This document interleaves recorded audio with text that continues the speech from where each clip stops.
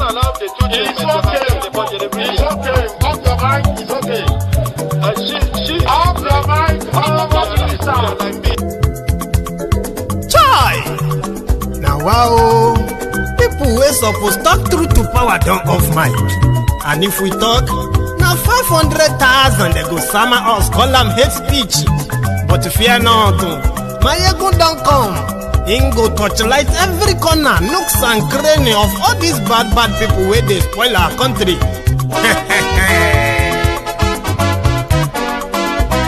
So my people make we loud, oh, yo, yo. My ego don't come, oh, yo, yo.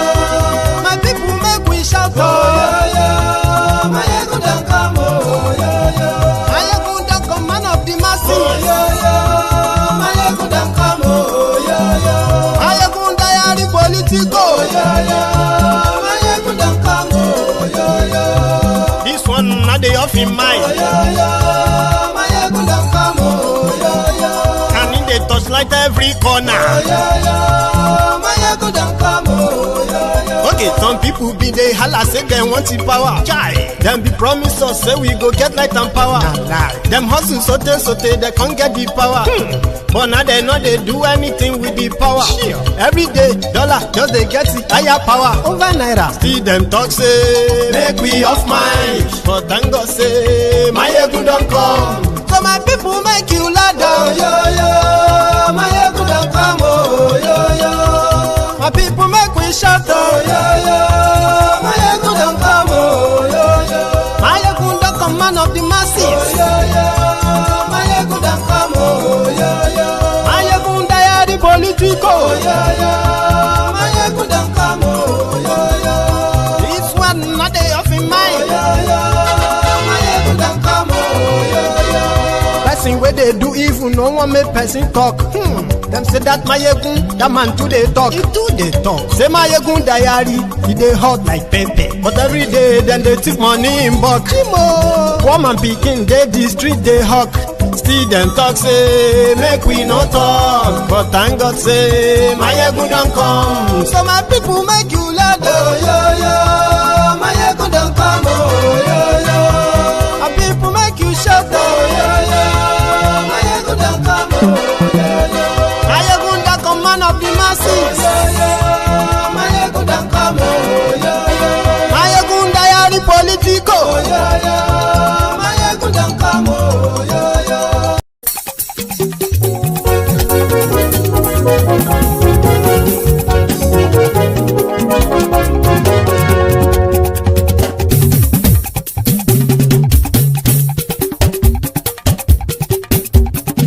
Mayegun làwa mọ̀ làmọ̀ tó dòdòdò. Mayegun diary ayé bí number one. Mayegun làwa mọ̀ làmọ̀ tó dòdòdò. Mayegun diary ayé bí number one. Mayegun ti dé o ọ̀rẹ́ ara ìlú. Mayegun diary ayé bí number one. Lórí Facebook lórí YouTube. Mayegun diary ayé bí number one. Gbogbo bó ṣe ń lọ ni Mayegun já wa sí. Mayegun diary ayé bí number one. Àṣírí ọ̀jẹ̀lú kì í bò níbẹ̀ o. Mayegun diary ayé bí number one. Bó bá ṣe é àní Mayegun máa wí. Mayegun diary ayé bí number one. Ó sì tún ṣe eré wàá gbọ́ níbẹ̀ o. Mayegun diary ayé bí number one. Mayegun diary politico. Mayegun diary ayé bí number one. Godfatherism kò sí lọ́rọ̀ Mayegun. Mayegun diary ayé bí number one. Ẹ fara balẹ̀ sẹ́ o kẹgọ́rọ̀ lẹ́nu o. Mayegun diary ayé bí number one. Àní Mayegun làwa mọ̀ tó dòdòdò. Mayegun diary ayé bí number one.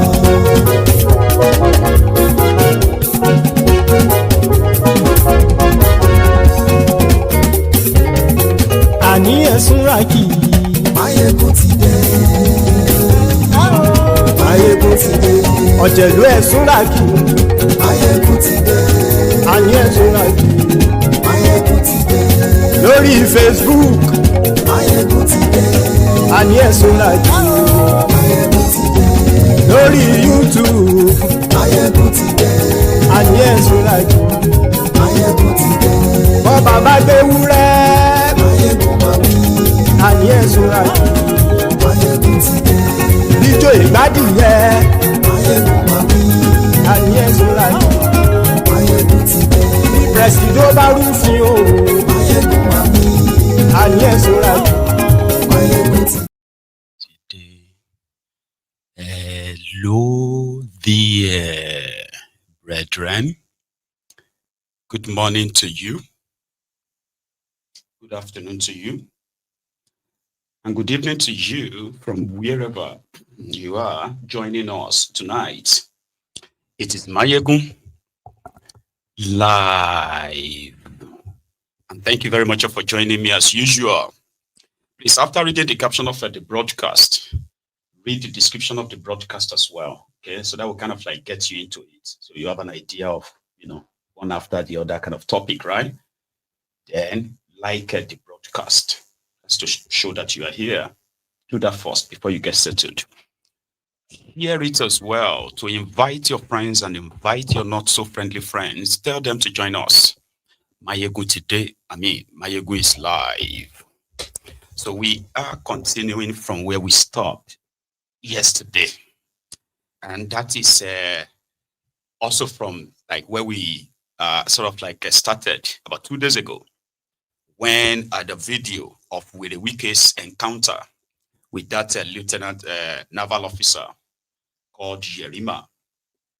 And to those of you who have been following the story normally, right, it will probably have been counted as one of those horrible scenes created by people who have no respect for their own laws, right?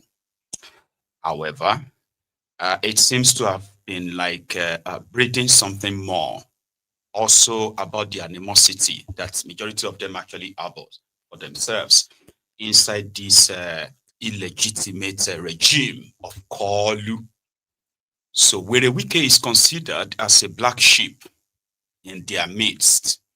Is an instrument being used to continue to decimate and then destroy his own political party. It's got nowhere to go to.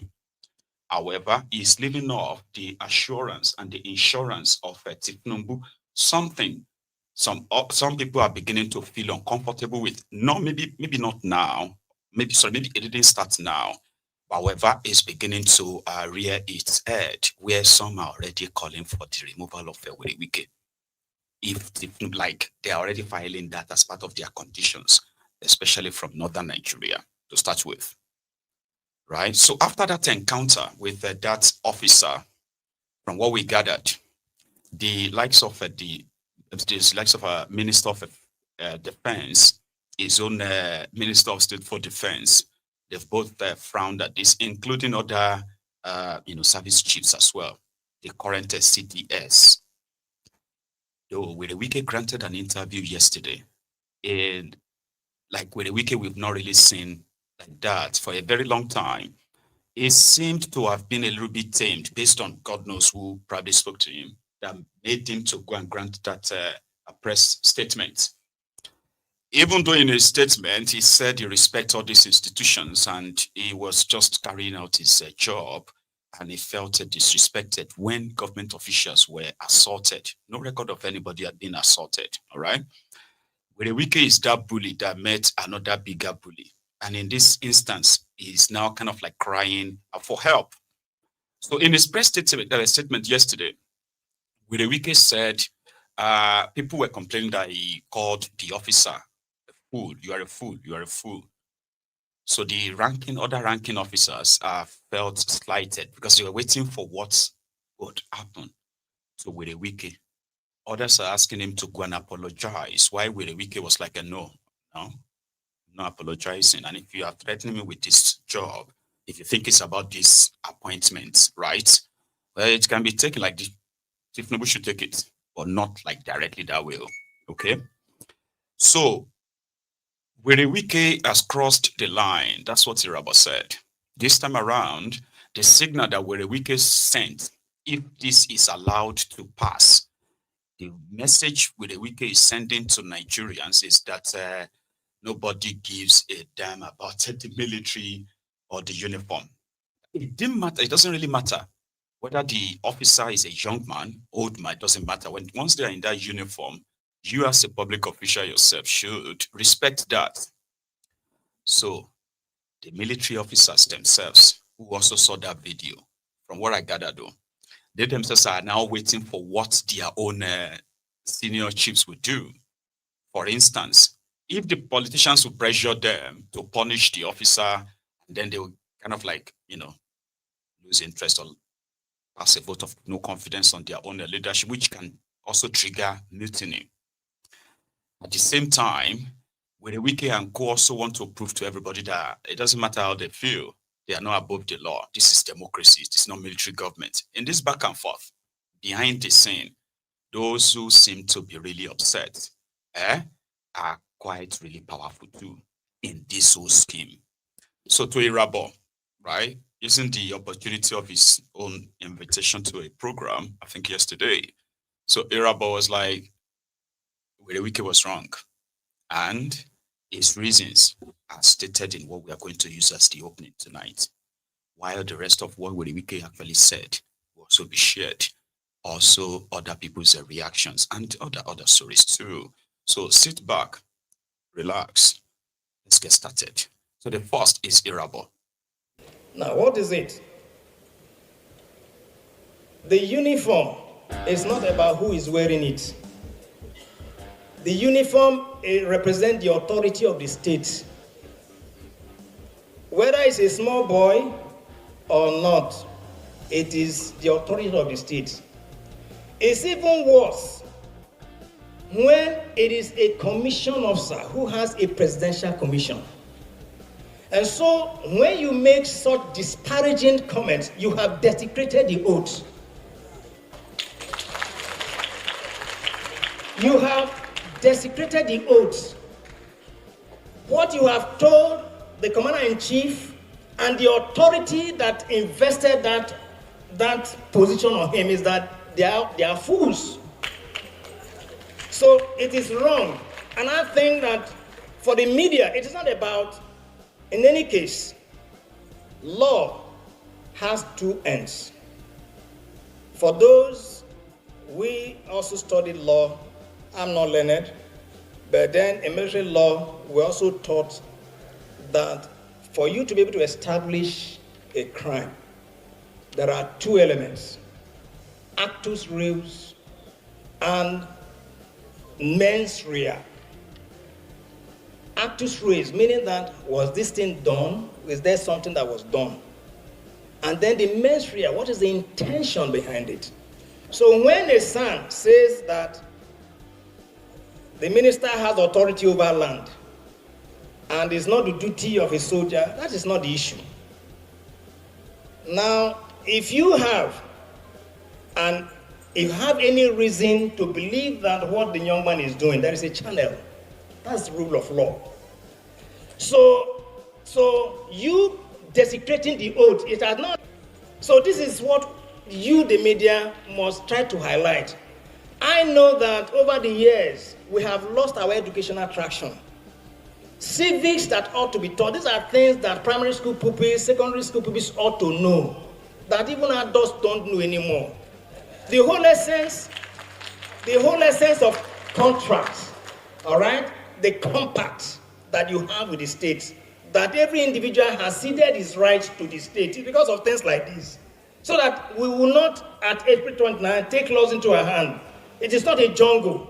So if the state has, designated certain establishment and they get them a uniform for you to be able to easily recognize them. Because today now, am I the CDS? I'm not CDS. Look at what I'm wearing. But assuming I was wearing uniform today, it's a different matter entirely. The officer that's in question, if you see him tomorrow wearing uniform, you wearing mufti, you will not see him.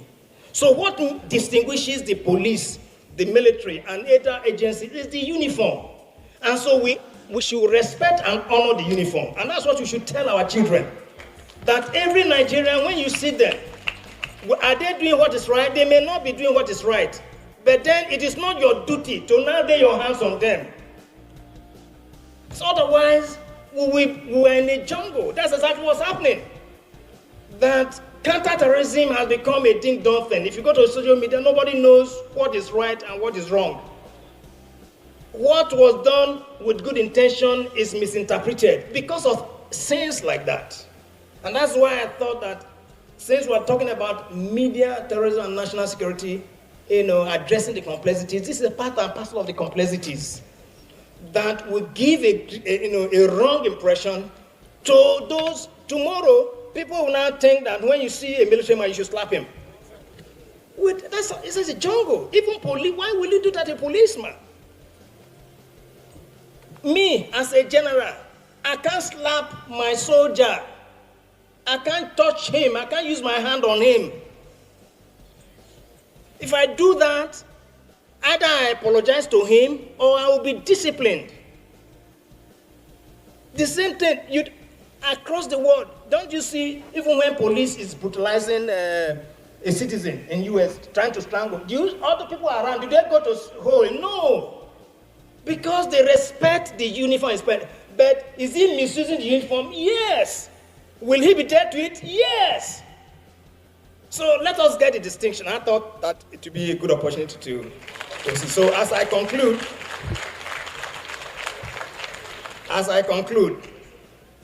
what I need us to take away is that we were reminded yesterday that as editors of the media, we are the last man standing. But then, because we are dealing with national security issues, you as last man standing, you do not have the sword to protect you. So if the first man, the second man, and third man are all dead, what becomes of you? So no. It's a jungle, isn't it? So he says something about like, if this is allowed to continue, right? So Nigeria is just going to be like a jungle. Like, if we have to use that word, right? Is Nigeria not like a jungle already? Or is Nigeria not a jungle already? We have countless videos, number of videos on the internet to show to us that a broken system being operated in Nigeria today, like the one you currently experiencing, is like when government, supposed government, they're giving guns to known criminals by putting uniforms on them. We have seen soldiers beat up a policeman on the street, of course. We have seen policemen brutalize the citizens, and of course, people actually respected the uniform. I mean, it takes a lot for people to actually really attack the police or the soldiers. Because in Nigeria, right, if you touch a soldier, this same person that just spoke there, right, and is in the office, if you touch one soldier in your area, even the innocent in your area will pay. They will become so lawless, brutalize everybody, do all the evil things that, ordinarily, by law, they should end up in jail themselves. And the civilians will say, now, Nakosa, why did you go and beat a soldier? Why did you go and touch a soldier? So we do, but the only thing is that the criminal politicians, as well as the rotten elites in Nigeria, who always love to exhume this ego, power drunk, and flex, other stuff. There are those who have the audacity to slap a policeman, slap a soldier, right? Like Werey Wike attempted, but he didn't. He called him a fool. So Irabor shouldn't worry about us. They should worry more about themselves, the elite, as well as the people they gave gun to, called soldiers. Because their job, if all of us are being honest, like constitutionally, their job is to protect you and I, protect the territorial integrity of Nigeria. That's their job.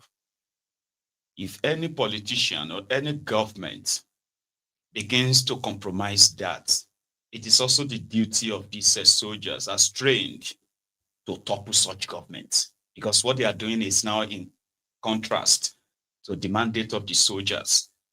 Like what you have today, you can easily tell your military is broken. territorial integrity of Nigeria has been invaded. So there is nothing sacred or sovereign about Nigeria in this sense. Nigeria military has failed Nigeria and Nigerians. That one is on record. We have more soldiers guiding the properties of politicians and elites. We have more soldiers doing that than soldiers fighting terrorists in Nigeria. You have more policemen providing private guard or security for the big men, the elite, the politicians, extended to their own family members as well, than the numbers of policemen available to curb crimes in the society. So that is the society they have. So you shouldn't worry about us. It's about them. The elite who have the opportunity to run a country that should be in the interest of every one of us, but they bungled it. They looted the whole place, mismanaged it enough that right now it is from one problem to the other. So yeah, politicians, I won't even be so rich enough to want to have an encounter with a soldier, like I said. But Werey Wike is also a minister. So for those of you who believes that Werey Wike is right, no, you are wrong. He's not right. And then to those who believes that the young soldier who had this encounter, let's even leave the young soldier now, like he's following an order. Somebody ordered them to be there. So who ordered them? Their own senior colleagues who are also members of the elite club of Nigeria, the ruling class. So they pulled these soldiers, right, and mounted them as a private guard against the supposed authority of the city, who they also believe that the guy in charge of this authority is abusing the same power. And if nobody is going to stop him, right, then it will just have to be legality versus illegality. This is what is playing out here. And I don't really want to go into details anymore, because if you have been following this story, a soldier, a retired naval officer or senior naval officer, retired, bought land in Abuja and started developing the land. Werey Wike said he didn't give them the approval. And they are telling Werey Wike that they've got all the approvals, except the one you refuse to issue. Now that you are interested in the land, you want to steal the land. All the nonsense you have been doing all over Abuja and all of that with your media and all of that, you are, pulling out. You won't put that stunt here, okay? We won't let you demolish our property and then go to court and begin to chase you. No, we won't do that. So it is like, we believe that you are not following the law properly. Rather, you are manipulating it to your own advantage. So I won't let you do that. So this is the confrontation, illegality versus illegality. However, the soldier received a very much clarified order to go and stay in that place because it is Nigeria. They could put them from their barracks and say they should go and provide security for the wife of the general. Yeah. They provide security for wife of generals, their children, and all of that stuff, Soldiers will be mounted. I mean, they will be opening doors. They will be like guiding gates, guiding buildings, and all of that. Buildings and houses that some of these politicians even barely visit. They still have soldiers there guarding them for them. It's privilege, they call it. It's privilege of being an elite in that contraption. So the soldier was called in there. So a lawful order was given to him.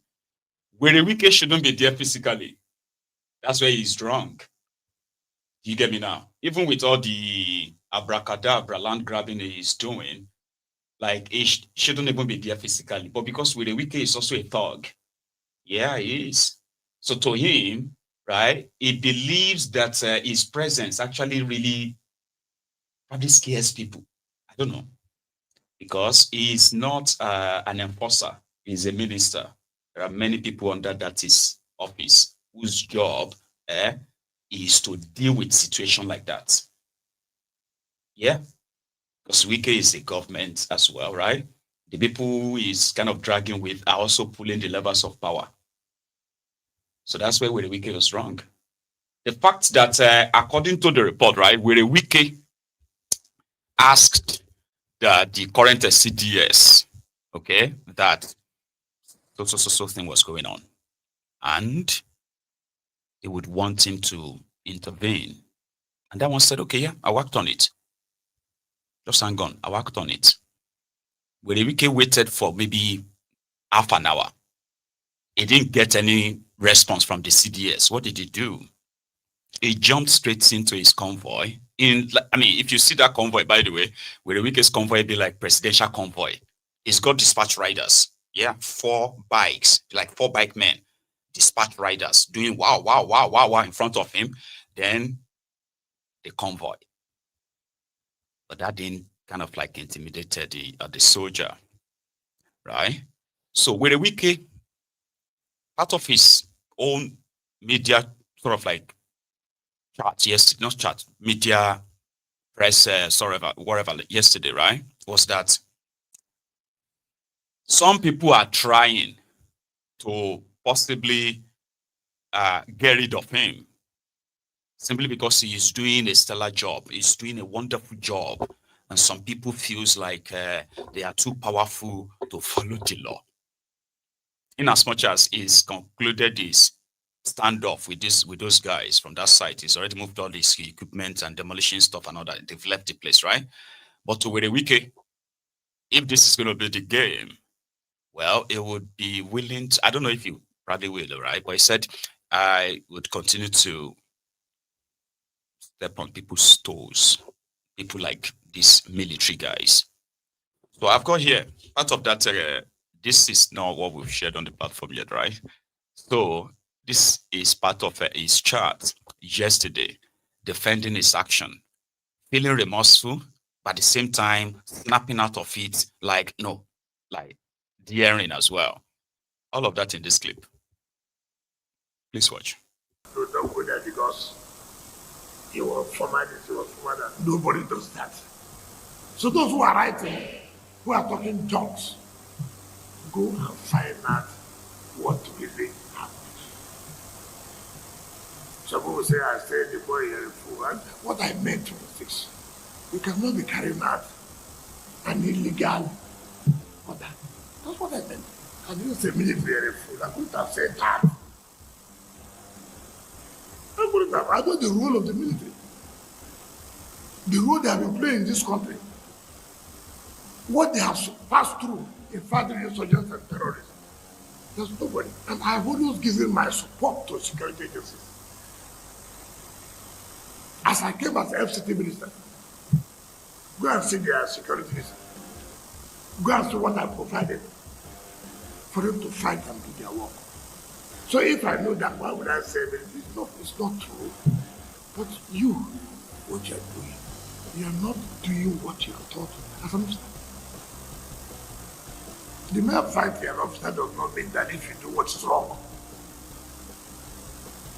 It's like a professor in the university who will not allow young girls to rest. Or will not allow people every time bring money for this and that. Then when I say that professor, I will tell that professor, you're not supposed to be a professor at all. Even those who say you're a professor, no, the question, how do they give you? Because you are carrying out something that's not expected of you. It's not expected of you. So I hope you will report us well. You won't go cut off. What part of what I said, and join it on another old listen. Because that's the what you will do now. Tell your bosses to go and read and do what they call it investigative journalism. Part of the legal function, taxpayers' money, protecting snakes. It has come to that level now. If you're a former military officer, they attach security to you. It's to protect your life, to follow you. It's not to go and do illegal job now. It's not to, if you have a problem with government, you write to government and say, look, see. Government will have to, okay, this man has some donation now. What do we do? How do we resolve the matter? You give that respect. But not to intimidate government officials. Or intimidate me as a minister. I will not do that kind of thing. I will not do it. If it is this position, don't take it. But I want not to thank and respect and follow Mr. President, for even considering me fit and born to do this job. And I know, if I'm living here today, I'm going with my shoulders high. That I've done what I'm supposed to do. I'm not a very, very minister. No, I'm not. I am not the minister who doesn't know his onions. I'm not. I do. I'm well grounded to know what is good, what is not good. I'm well grounded to know my left and my right. I'm not here to make everybody happy. And nobody can make everybody happy. Even in your houses, you cannot make everybody happy. Even your children, you can't satisfy everybody. You take the decision, it will not be palatable with your person. But you have to take a decision. That's leadership. If you like, pay journalists money, let them appear on channels. Pay them money, let them write on the newspapers. These are not people I listen to. Those are wounded politically. I will continue to wound you. That injury will still be there. So anytime you wake up, you see the political injury I gave you, you know it's me. I have no regret to I will continue to be. I have no regret that I supported President Tinubu. I have no regret.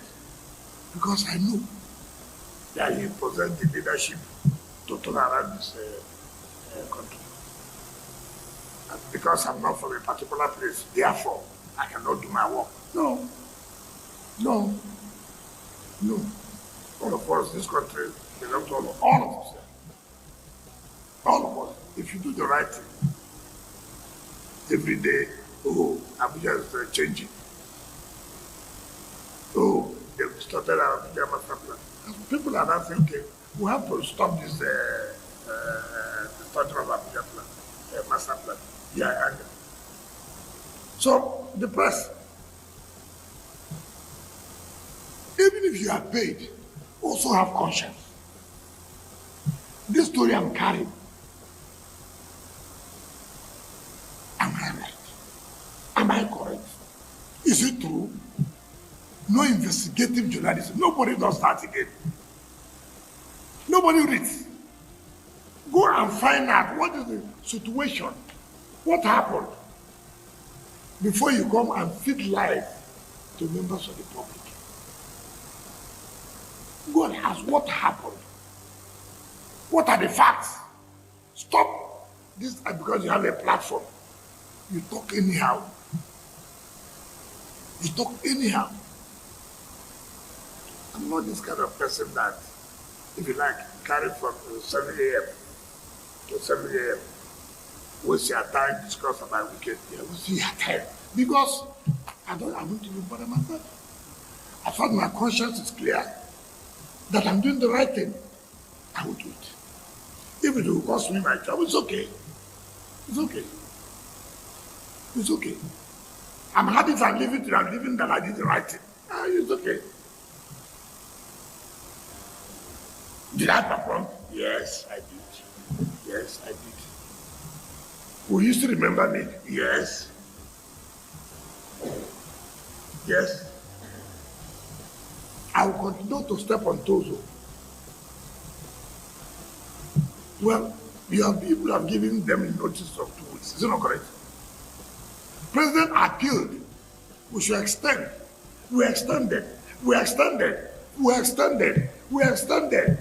To almost going to 1 year now.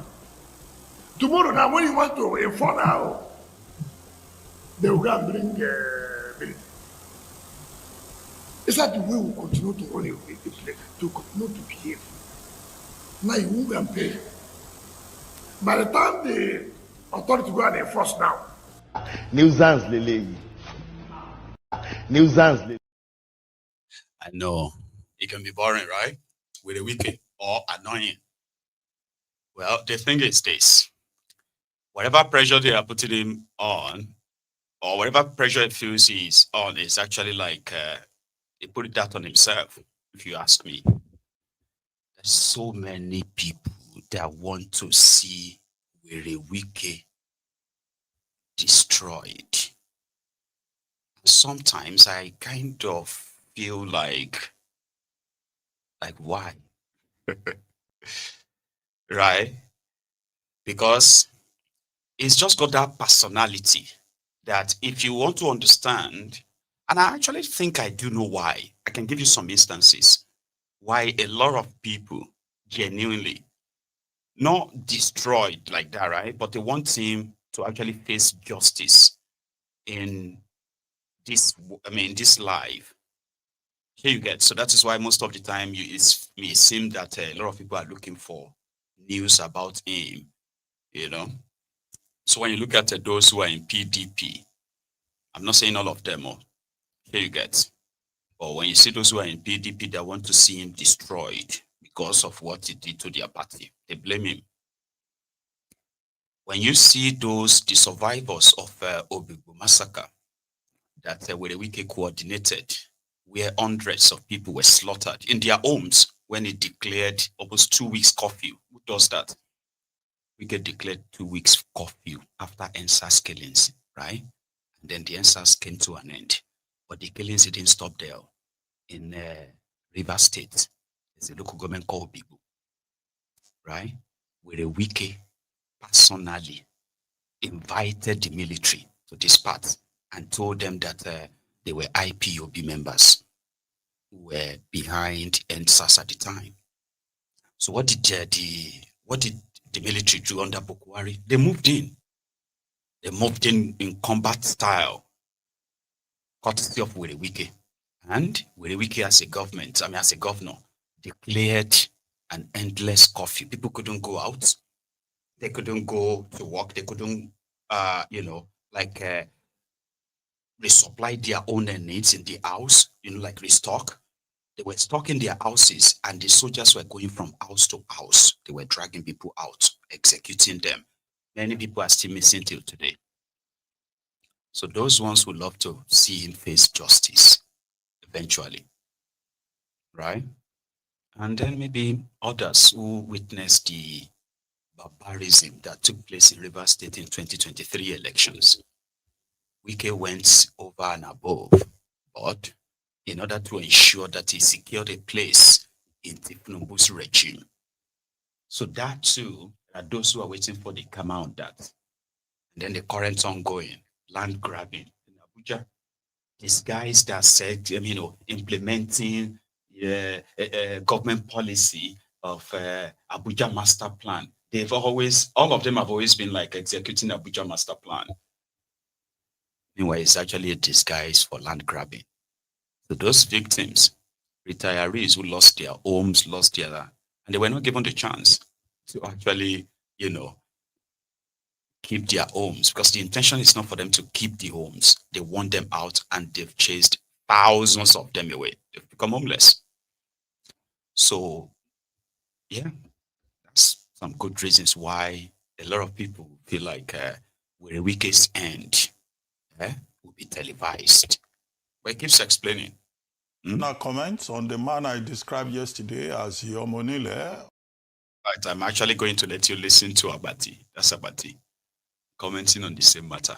Now, comments on the man I described yesterday as Yomonile of the Federal Capital Territory, who thoroughly embarrassed the President of Nigeria while pretending to be exercising delegated authority. This morning, I've also said he comes across as APC's political bouncer in the People's Democratic Party. Hence, he's trying to impose himself on that party to serve the purpose of a fifth columnist within the People's Democratic Party. So that ties the two subjects together. However, he was on television characteristically yesterday, paid, adverts for himself, in which he was saying that he respects the rule of law. Now, I don't think that is true. If the minister respects the rule of law, he cannot be selective in terms of the rule of law that he respects. When he was governor in Rivers State, did he respect the rule of law? In his attempt to say, as he insisted yesterday, that he wants to preserve the integrity of the Abuja master plan, going to pull down people's buildings, going to attack estates, Is that respect for the rule of law for a man that is an officer in the temple of justice as a legal practitioner? Now, this same man says he's respecting the rule of law. Why is it that a person who says he respects the rule of law will be selective in his respect for the rule of law? There are many court judgments regarding to this Abuja master plan. The minister of the Federal Capital Territory chooses the kind of law that he wants to respect, the one that he doesn't want to respect. That in itself is an abominable, unacceptable behavior. That's number one. So he's saying he respects the rule of law. That's a lie. Number two, he said that he has no problem with the military and that he respects the military because he knows what the military is doing, and that if he has any problem with the military, he knows where to go, but he doesn't believe in confrontation. Nyesom Wike saying that he does not believe in confrontation. He even confronts journalists. Yes. Not realizing that you don't fight a man or people who have platforms. You will lose in the long run. So disrespecting the media, the military establishment, confronting the military establishment, that's precisely what he did. And by so doing, I insist, I repeat, that he exposed the president, commander-in-chief of the armed forces, to utter embarrassment. And that is something that I think that the president of Nigeria should still address, one way or the other. And it is as follows. He says, okay, he respects the military, he doesn't disrespect any institution. This is after it was reported yesterday on the front page of a Punch newspaper that the generals are fuming. There is no general that is supporting Nyesom Wike. They are all supporting Officer Yerima.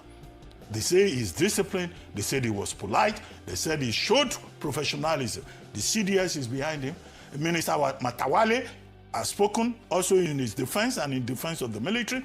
The Minister of Defense, Minister Badaru, has also spoken in defense of the military. The Inspector General of Police has told his men that, look, nobody should go and use you to pull down other person's buildings in Abuja without a court order. In other words, the Inspector General of Police is also saying that what Minister Wike did was unlawful, was a resort to self-help, and law enforcement officers wearing the police uniform should not do that. So Minister Wike says he respects the rule of law. So he's the only one who is redefining, recharacterizing, positioning his conduct.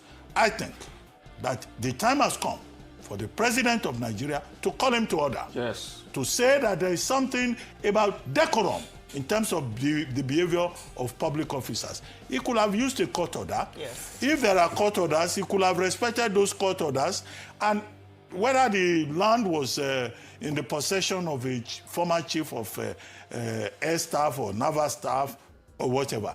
Nobody is above the laws of the land, and no minister has the powers to intimidate everybody. He says he doesn't like intimidation, that nobody can intimidate a government. All of us exist under the rule of law. And by conduct, ministers who have been given the opportunity to serve by President President Tinubu must also conduct themselves in a decorous manner. No minister has the powers to come and dictate to everybody. You dictate to the media, you dictate to the military. They will be telling you the questions to on ask the basis in of what? media chats. They'll be telling you questions to ask. But don't vex. Yeah. Again, everybody is kind of like a questioning Werey Wike's character here. That's the point. Okay? So in what is called the rule of law, it can be a little bit like slow to your liking. But at the same time, your job is to protect it. And you are meant to wear it like a virtue as a government official. That you can't abruptly just take things into your own hands because you can. Because he did that when he was governor. He didn't give a damn. Who's that? If you don't agree with Werey Wike, get out of here. Sort of.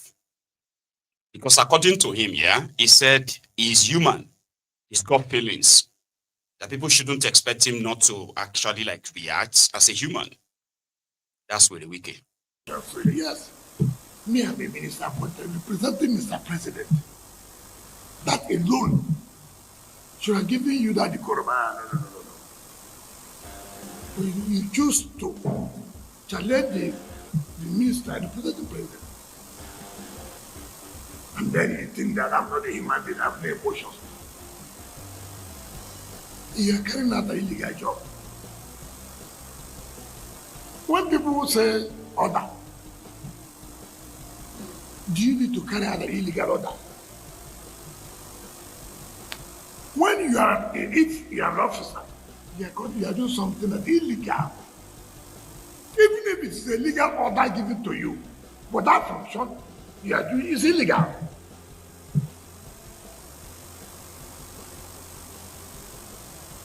Police was built here under high tension. Police, even as an institution, not private. They arrested our officers. I said, wow, I went there by myself. Look at high tension. Even if they are worse enemy, you must encourage that. And I said, no, you can't continue to do it. It's not good. And I educated, and I said, look at the documents. He said, you didn't know.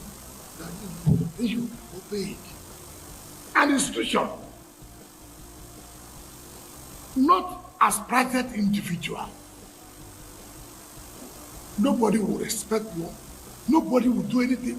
Even when you take action, I'm aware I'm coming here as a minister, people were opposed to it. Yeah, but I'm here.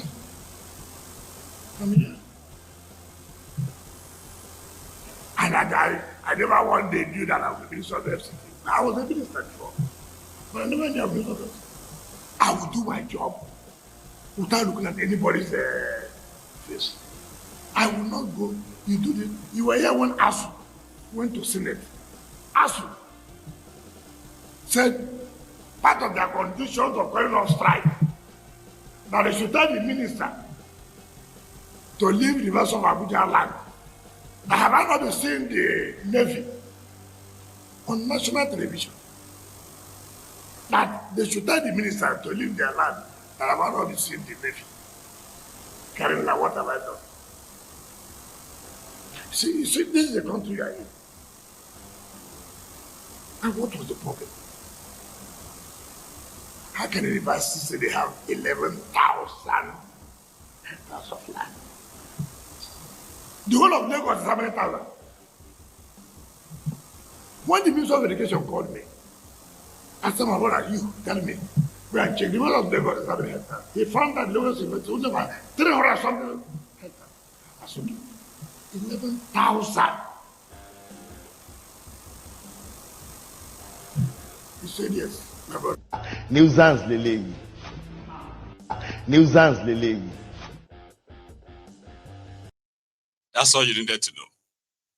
According to him, he represents Tinubu, which is true. Everything he's doing is approved by Tinubu. We are going to, we're going to come to that. But his last statement of Abuja land, this is what you needed to kind of know to have the full context of the whole thing. So let me explain. When they were planning Abuja as the federal capital of Nigeria, right? The people of Abuja were told that this particular space of land now becomes as a federal capital territory, it comes under the control of the federal government of Nigeria. So they started allocating lands where they went to build the government house, Aso Rock, where they needed to build the National Assembly, where they needed to build the Supreme Court, to build the High Court, to build this. Here you get, including where to build a school. Do you know what they had a plan for Abuja University? If this Werey Wike is not the known Equere land grabber, that's what they call him, Werey Wike. They know they take IC land. It is for the land to become theirs, somebody like him. So the plan they had for Abuja was Abuja University, right? Was to call it the Abuja University, kind of like a city. It was meant to be like a different kind of like a town on its own, where you have not just the school, you have like a staff buildings, including other buildings that will form. It's going to be like its own city. That's the plan, because their plan was that Abuja, as the federal capital, will be the center for the entire country. So everybody from Nigeria, all over the country, you should be able to have a space in Abuja. Not like you should have a land. Oh, no. Having a space means if they say, oh, this is a university city, so to say, right? This is like, then you know that everything you're going to find in other places in the Abuja city, you're going to have it there. It's like a different town on its own. You know what I mean? Like people who have their own houses there, whether it is built by the school authority or the government, doesn't matter. So it's like a futuristic idea where every state in Nigeria will actually have a space in what is called the University of Abuja. It's not like your other regular universities as they kind of like amass all the lands, right? No, it's different.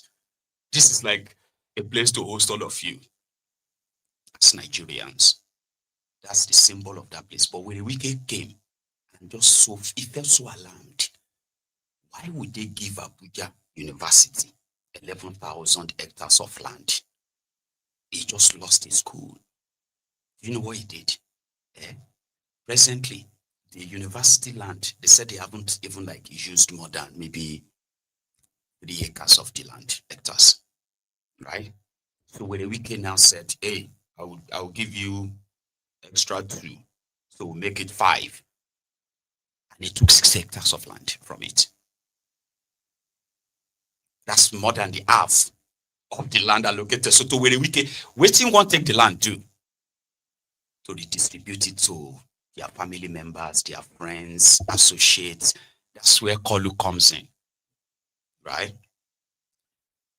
This story of land grabbing, this is a famous story of land grabbing in this Etiosa area of Lagos State in 2003 of Lagos. Tinubu was governor. So he lied to the people of this Etiosa. When you are going to this Lekki, Epe, or this place, right? So he lied to them that they were going to build them one massive general hospital. So therefore, the government needed land. For those of you who grew up in Lagos, or you were in Lagos around this time, and the story I'm sharing right now, you probably should be able to attest to it. The history of land grabbing that is so similar to what Werey Wike is doing in Abuja. In their own right, Tinubu as governor took this massive expanse of land from these people and he gave them no shishi. He told them this is to build them the biggest general hospital.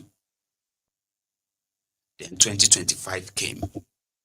They now realized that, no, I don't think Morocco. Somebody said it's Morocco. Morocco is a different story. The way they capture Morocco is a different story. This one is actually land that the Omonile of that era, right? They had to wage war.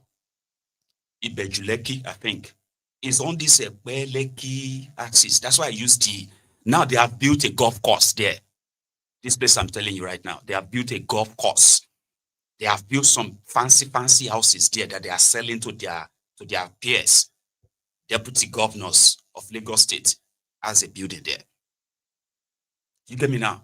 So they took the land by 2005. They just saw banks erected a massive billboard on the land that they want to build something garden there. Garden Bao, they said that, the state government took loan and they used the land for collateral. So the bank is to recoup their money. They needed to begin to sell the land. Sell which land? This one. True story. Meanwhile, they were grooming Fashola to succeed Tinubu. So when they started the campaign of 2007 for Fashola, and this story as well, actually, right, this particular part of the story, which Fashola himself kind of like shared on Fumi Yoda, I can't remember her program. It's kind of like they've rested the program now. You remember Fumi Yoda? Now she had this program that she brought Fashola on, and he shared this part of the story I'm about to tell you. Because of this land issue, so they were campaigning for Fashola to be governor of Lagos State. So they got to this place. People were mad already, right? So when they realized that Tinubu and Fashola, they were in that area, like their campaigns were like, everybody was like already waiting for them. The moment they arrived, the Omonile in the area, they opened fire on everybody. Baba, they wanted to kill Tinubu and kill Fashola, despite all the security around them. Fashola said he didn't know how one of the shooters who were like shooting in the place, right? Because everybody was like running then, right? One of the shooters got closer to the governor's convoy. Tinubu and Fashola, they were seated behind, the back seat, right? And the guy opened fire at them. But they were driving in a bulletproof vehicle. Fashola thought they shot at him. They kind of like, he's dead. But Tinubu, the dawn, sat there. That's how he described it. So he sat there and was like, don't worry, all right. I'm going to get you out of this place very soon. And that was his own first baptismal of fire. That things can escalate so quickly, enough that your life could be in danger in this their political game. Now back to Abuja. Werey Wike is doing a lot of illegality. And as much as a lot of people possibly are already petitioning Tinubu, calling, using their own link, and possibly have been like ignored. And Werey Wike continue to step on toes, as he called it. Nobody says that he shouldn't probably implement any master plan or whatever, right? What people are saying is that you should do that based on your own supposed law. You do not go ahead and cancel people's CFO because you have the power to do that. I have a land, got the CFO from your government, from the ministry, only for me to turn around a few years later because a new minister is in town and he says that document is no longer valid because he said so. And he won't even give you the room to possibly take all those documents and everything you have about the land and take it to the court, fight it out. And if you lose, right, then that's it. Government takes it. No chance, no nothing. Is the prosecutor, is the judge, and is the executioner in all of this. A Gestapo kind of style. So no matter how much he tried to explain himself out of this, right, including Kolu, he's doing an illegal thing. Here you get now. So he's doing a legal thing illegally, simply because the real motive behind all of this is not to change the face of Abuja. Because the real center and the outskirts of Abuja where people needed the government presence, they are not getting it. You get what I mean now? But it's dissipating so much energy on this land, grab this, grab that, grab this, grab that. And there are revelations of people, there are revelations from the same government, its own ministry, right? Where people have been allocated lands in thousands of hectares. And all they did was just to brush it aside and said, is there any law that says he cannot allocate land? Of course, the law allows him to allocate land and share land. You do not have any power to question who he gives land to and why. That is part of the fault. Werey Wike is now using that to grab people's lands and redistribute the same land, committing the same crime he believes some people committed before him.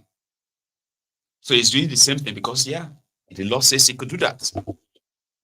So now, if Tinubu possibly will take the badge at the end of the day, you will think, at this point, they should checkmate him, Abi. No, it's not going to happen. And there's a reason why. So somebody said that there is with a Wike's problem. Wike's problem with the Tinubu's regime, right? And that is, you could show me. Wike. Take this is for your trouble. No, I can't take this money. I'm an officer of the law.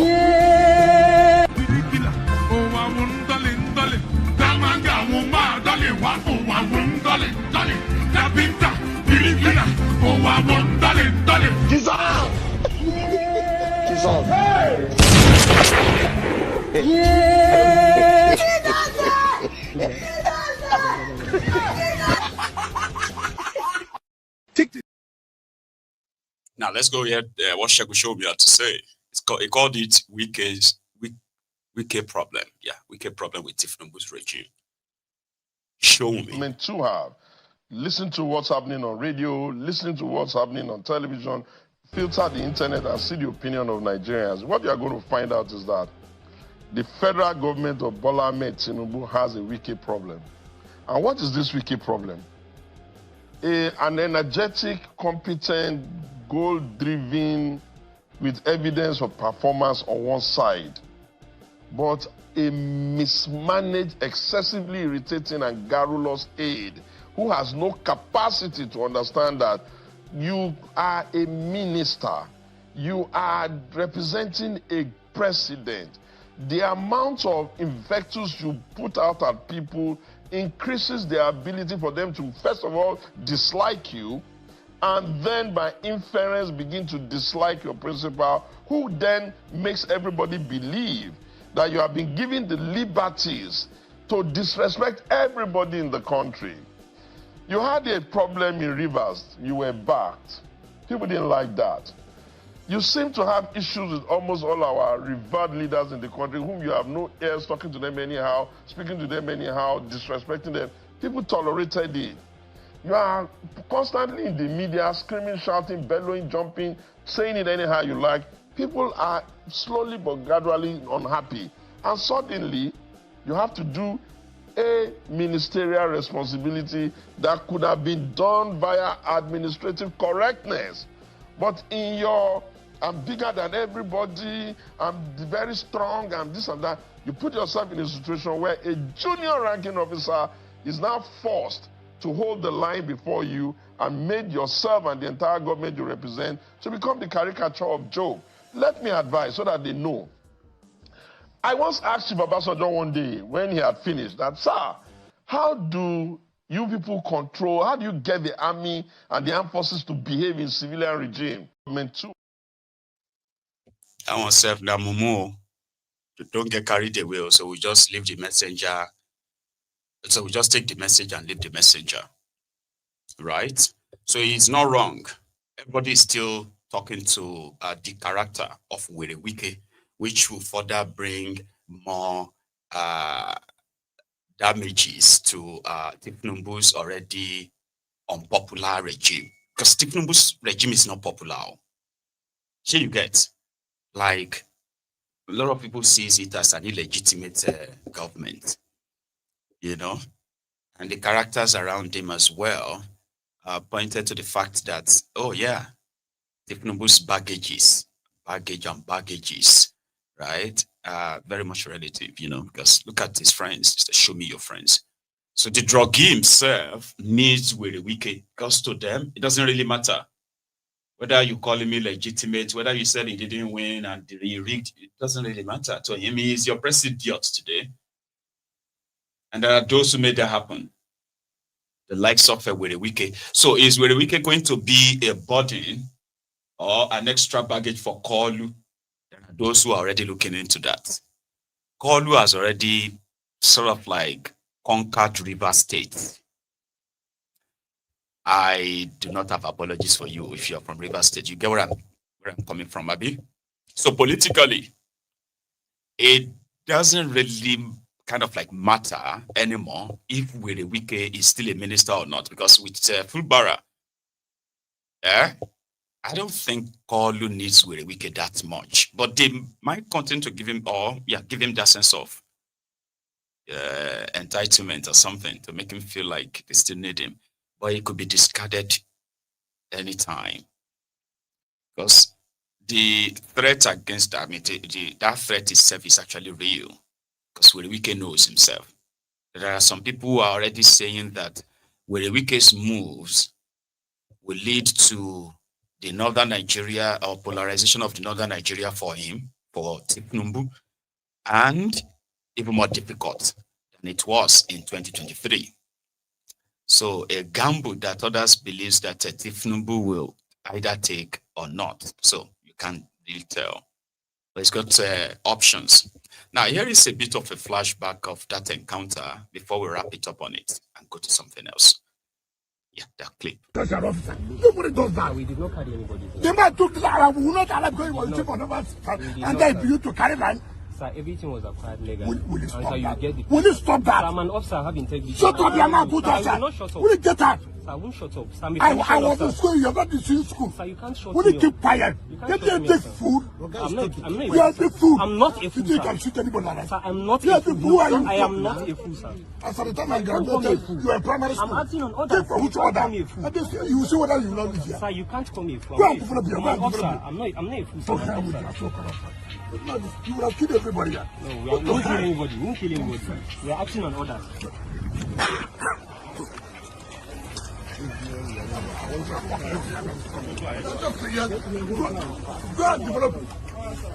Go and develop your right to see you. Regular officer, I won't come out. We are going to get out. Take this is for your trouble. No, I can't take this money. I'm an officer of the law.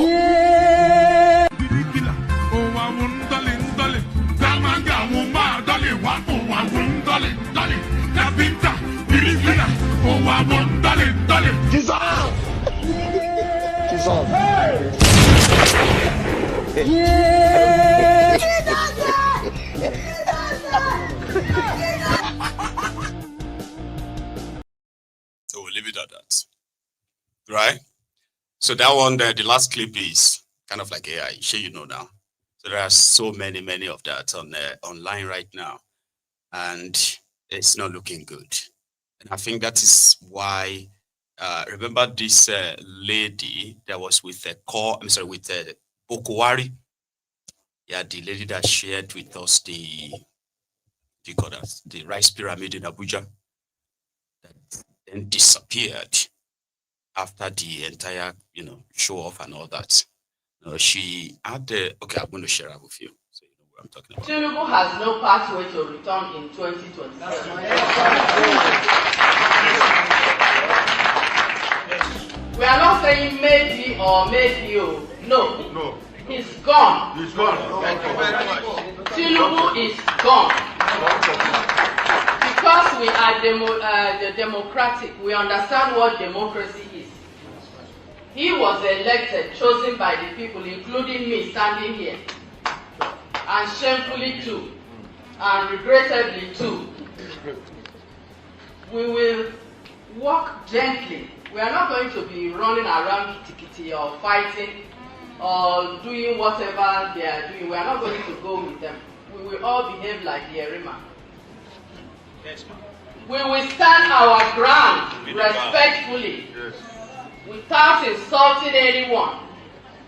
We will stand our ground. And we just march on in 2027.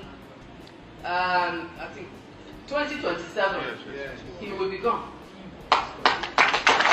It's non-negotiable. He is gone already. He's gone.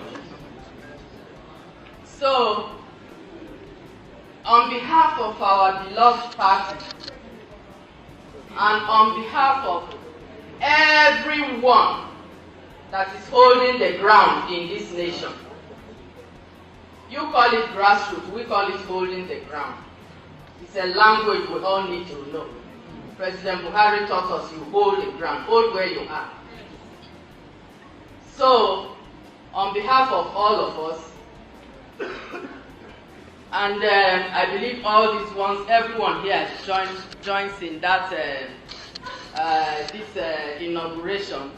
We inaugurate this where is the magazine? Nigeria is so corrupt, which I regret the day I was born in this country. It's unfair. This is unfair now. This is unfair. Nigeria is so corrupt, which I regret the day I was born in this country. It's unfair. This is unfair now. This is unfair. Nigeria is so corrupt, which I regret the day I was born in this country. It's unfair. This is unfair now. It's unfair, I know. So that's a Loretta on a chair. So those who were back in the days, calling you and I wailing wailers. Remember?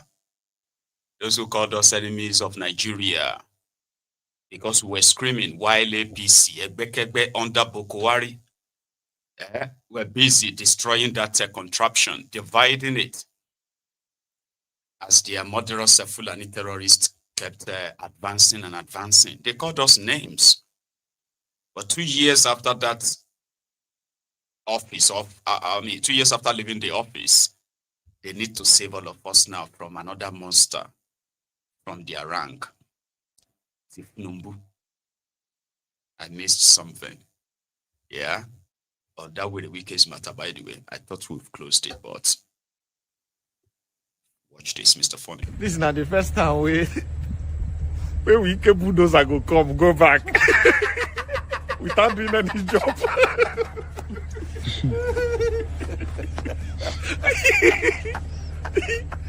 This is not the first time the bulldozer come and do work, he go back without doing that job. Wait, so we can't even prepare come. He prepare with the bulldozer to come and bulldozer everywhere. To come and scatter, as in he was prepared for, let's go and scatter. He don't get that people. So he was ready. Wait till he even come on that. Bulldozer everywhere. As he come, he comes with the past bulldozer.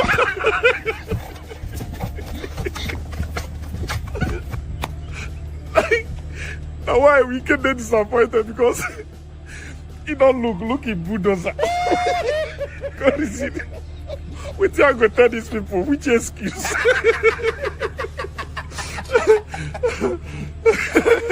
He make call, look get person they don't call. Say this bulldozer I cannot afford.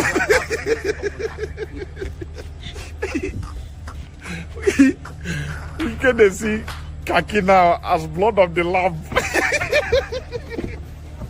When bulldozer see khaki, he will jump over. But tell us, don't touch this particular structure. It belongs to army.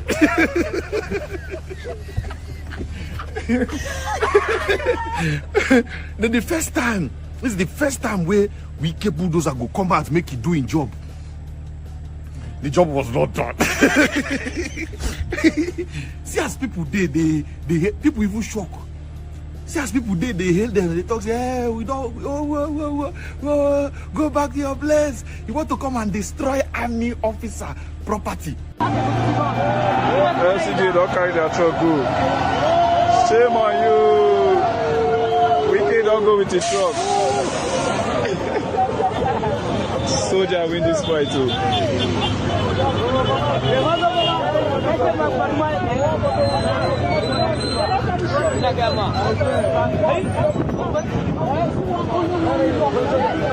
FCDA. Only one he locks of soldier. Every time they go, they're supposed to give order. Say, may they destroy. May they destroy. FCDA don't pack their truck. Wike don't go. You want to collect soldier land? You know why? People when they die for their land, I'm telling they die for this land. Now you won't collect out from them. Now insults now. Very insults. Now these people they die for this land. You better play what happen now. I'm telling you, Wike don't carry. You know, people actually, you know, people are to show you say people are tired. People don't tire for that kind of act. It be like don't they happen. People come they shout say, people when they fight for the country, they give their life. Now they won't collect their land just like that. You know, see as people they hail, people just they hail. As the bulldozer come, they go back. Because he say, man, don't be waiting they talk. We can face the bulldozer go. From back. Nobody know where he take go. Then they say, I cannot allow this. I will not allow this. He can't do like say, he's still there around. Before you know it, he disappeared. Like the office, call the bulldozer. Well, come back. Come back. We'll do it next time. Which next time? You don't be say you don't. One bulldozer soldier.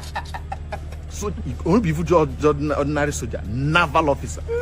Those way they fresh. They going to punish you if they smile. This is not the first time we. I'm so sorry, like I was just like I couldn't leave that out. So it's funny. So I mean, sorry, for fun. That's what we call it.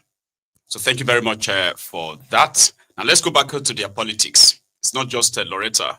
They was talking about Tinubu's probably like going to be a one-term president. There are Northerners who are already campaigning saying that Tinubu will be a one-term president, just one term. But one is even enough for somebody to make an impact, positively or negatively. In Tinubu's instance, even though he's told you that you are doing a reform and the reform is, you know, is turning corner and all those other jargons they are telling you, right? So he's already made the negative impact already. So you can say that Holu has made an impact. However, Rotif Miamechi seems to be very busy these days, right? He's been quite busy. He's been everywhere in the last few days. So yesterday, he was somewhere else again. And his message is the same. That people should come together and let them remove bad governments. Bad people to remove bad governments. Move from pan to fire. But you have to choose your poison, right? Watch this.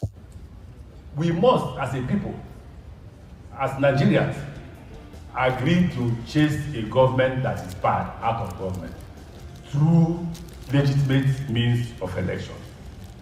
I looked at the main topic, democratic governance and national cohesion, the rule of creditors, and I looked at the sub-team. Say, if you are a literature graduate, it is called the writer and society. What is the role of the writer in the society? The writer is the mirror. He mirrors the society. He says, see your face, look at your face here. Nigeria will be a country where anybody who comes from any part of Nigeria can survive in any part of Nigeria that he goes to. That's when Nigeria becomes a country.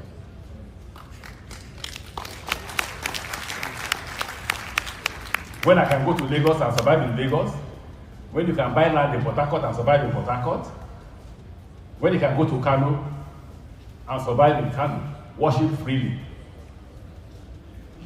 Now, I will end with this statement that I always say when I was in government. Government is complaining about insecurity. Do you know the cause of insecurity? If you provide the people with poverty, if you don't provide them with legitimate means of livelihood, they will provide for themselves illegitimate means of livelihood. True or false? I'm proud to go to a ceremony, and I asked Rochas that question 2 days ago. When the ceremony at ECOWAS, and the man, a rich man, is a billionaire, got up and said, I am donating, or I'm buying this book at the cost of 2 million naira on behalf of Amechi. Who is this man? He said, I was a contractor in your government, and you gave me contract without meeting me. 20 billion naira contract at that time. No, 2 billion. I said, I never met, I don't know this man. But that's not the question, that's not the issue. Ask me what I asked Rochas. Rochas, in Imo State, did you give any reverse man contract? Because the man is from Imo State.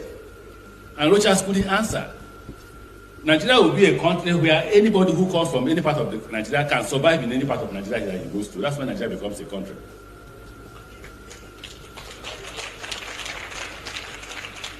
When I can go to Lagos and survive in Lagos, when you can buy land in Port Harcourt and survive in Port Harcourt, when you can go to Kano and survive in Kano, worship freely. I will end by repeating what I have always said. I have friends here. When I became governor, I set up an advisory council. Advisory council, 60% of them were journalists. Most of them are here. If they say it's a lie, I will call their names. No, don't laugh. Don't laugh. Why you don't laugh is that you can't attribute. Maybe the mic wants to be off. You can't attribute whatever he said, Amechi succeeded, to me alone. There were journalists who helped to advise me on things to do. There were only 2 places I disagreed with them. free education, and free healthcare. The argument that it was not sustainable. No, well, yeah, an aircraft, yes. Yes, I said I would buy it. They said I shouldn't buy it. But whether I bought aircraft or not, I continued with my free education and free healthcare until I left government. Nuisance, Lele. It's a madman. So he eventually bought, did you see how he glossed over that? Oh, and then the private jets. He ended up buying one, yeah, with 100 and I think it was like 160 something billion naira of that time. So, but he didn't take delivery of that. He bought 2 aircraft then because it felt like River State was rich enough for the governor to be flying his own private, jets. He's so busy, and he's also the chairman of the governors forum. It's crazy back then. So he's back to tell people that everybody should come together to remove a bad government and replace it with what? Them, sort of. Anyway, the PDP are battling their own battle. They are supposed to start their convention tomorrow, where they will elect their own national officers, so that at least the party, they can start putting their party together if they will still make it in their 2027 charade. But that itself is proving so difficult for them because of all these divided interests. Everybody's got their own ego currently, like bouncing from all over the place. So the Werey Wike's camp have already created their own faction enough to have their own chairman, who is currently pretending to be the national chairman of PDP. There is an acting one who is expected, who belongs to another faction. The faction that is also part and parcel of the state governors, those who are still left. I mean, I don't even know how to tell you the story of PDP in a very much better way, but don't mind me. So that's how disjointed the whole thing is, so to say. Okay, so those who are loyal to the governors, right, are holding their convention tomorrow. They're already in Ibadan. But before that, they've had a series of court order, court judgment, this and that, against and for. So they've been battling that, even though they are so fractured that they should probably like pack it or wrap it up or change the name or something, right? So currently they only have just about 7 or so governors left. Among them, there are 3 of them that are already talking to the APC and could possibly leave soon. An example is that Enugu governor, as well as a Bayelsa governor. These 2 guys were part of the plan to hold a convention in Ibadan. Today, they are no longer part of the party.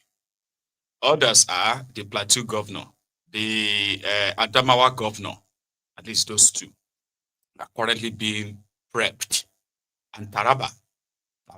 So they are currently being prepped to join APC too. Meanwhile, they are also part of their convention. So it's kind of so disjointed. All right.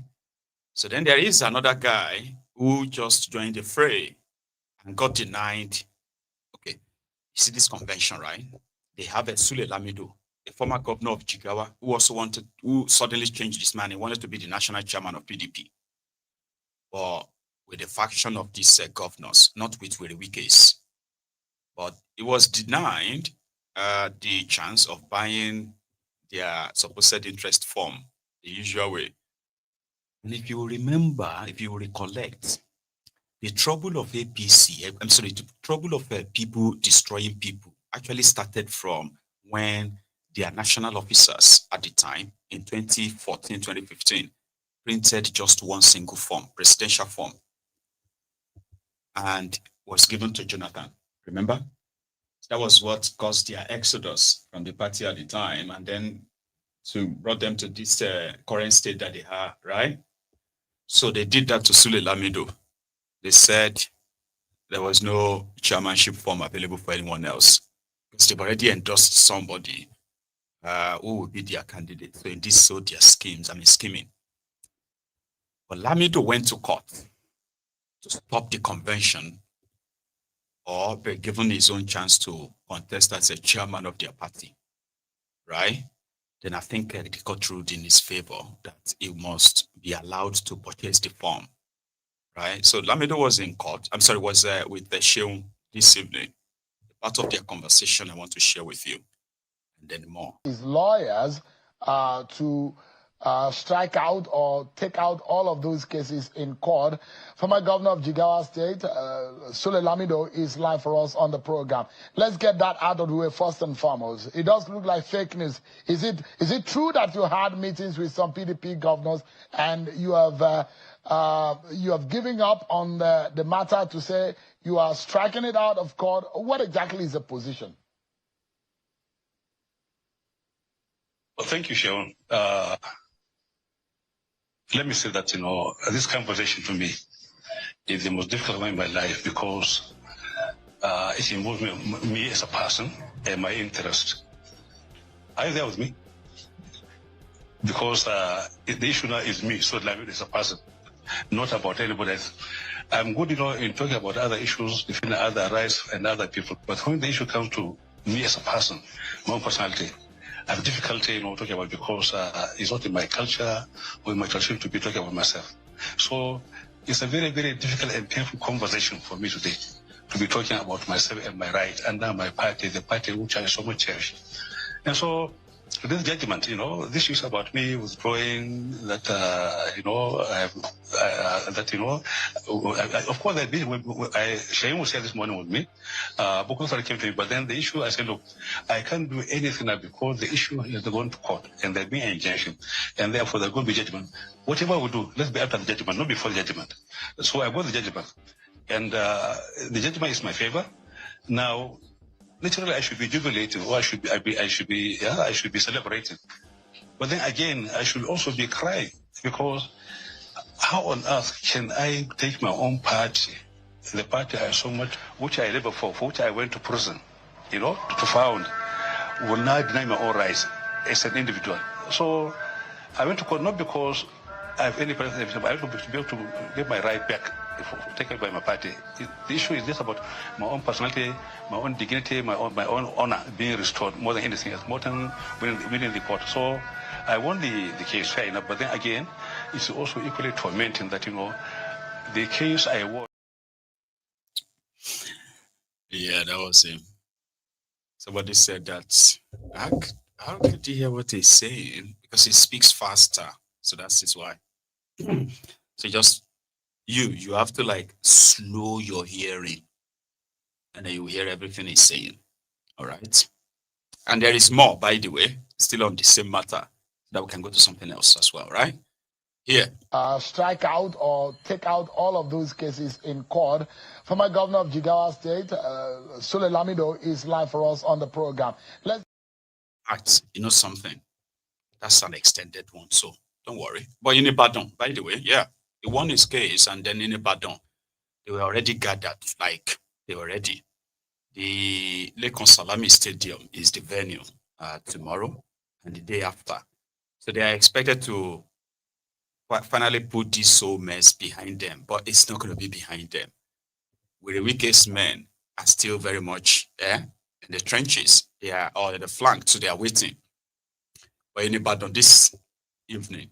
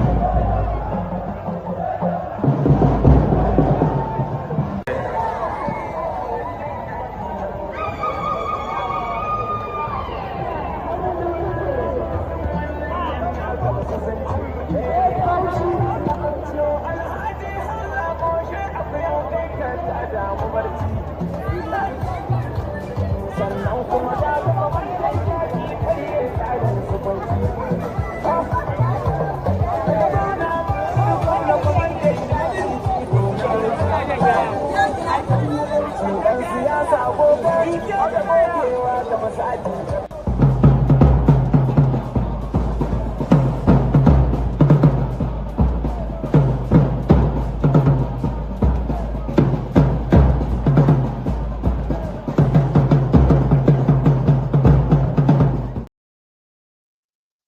all get you ready.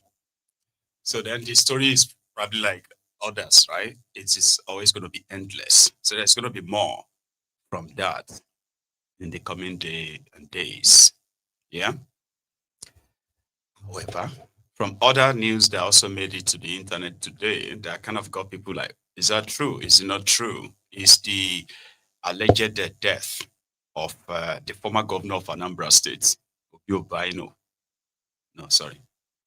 Call him Obaino, by the way. So he's a Willie Obaino. So he's been living in the US. So he was allegedly said to have died of, heart attack and then, and others like that. Okay, but that wasn't true. It's not true. So his former commissioner put a call through to him just to quickly dispel that. And that was also posted on the internet later. So for the record, Obaino. No, who's on Zeribe? Who's on Zeribe? Odima, my excellency, Odima.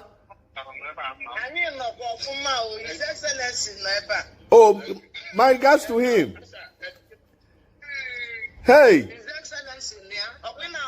Anmanolu Ofuma. Thank you so much, Your Excellency. Thank you. Thank you. To quickly dispel it. So put a call through to him.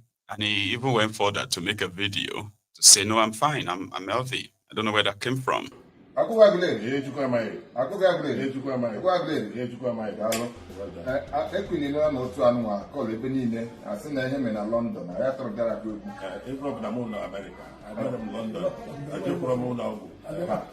give God the glory. I see never I say look about where I spend my life. Yes. I say he said through Christ our Lord. Amen. November 14, 2025. That's yearly. I forgot what I give for me. What I give for me.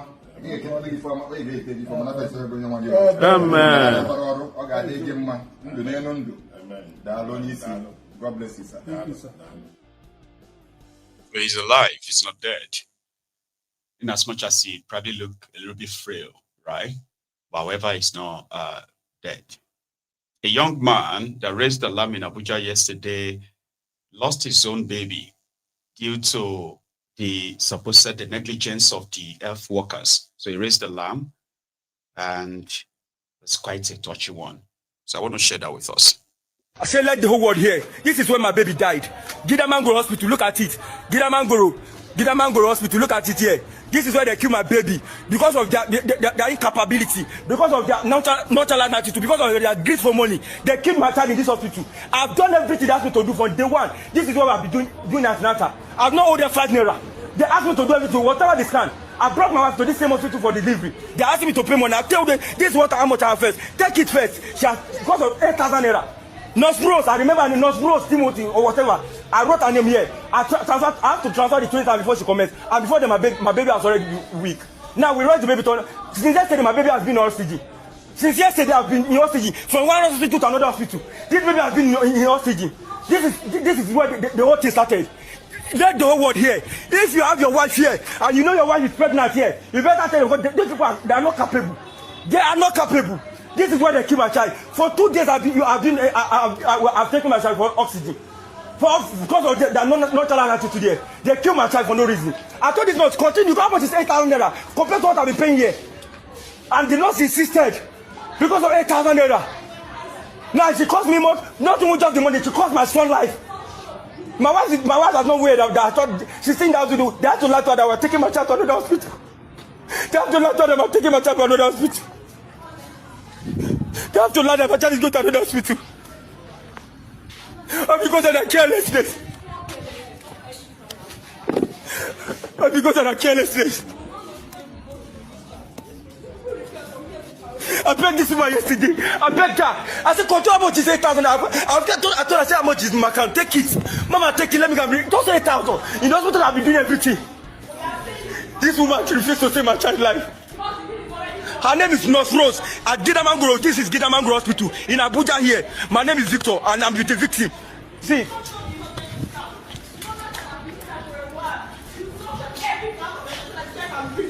This will be done because of aphasia. A simple thing people carelessly ignore. Just to sanction a child, what would it cost? As you can see, I'm in the hospital with my sister. You can see I'm in the hospital with my sister. 1,000. This is my child. It's not even up to 1,000. The instrument to sanction a child. If you don't have the automatic one, and the child lost his life because of what? Just to sanction a child.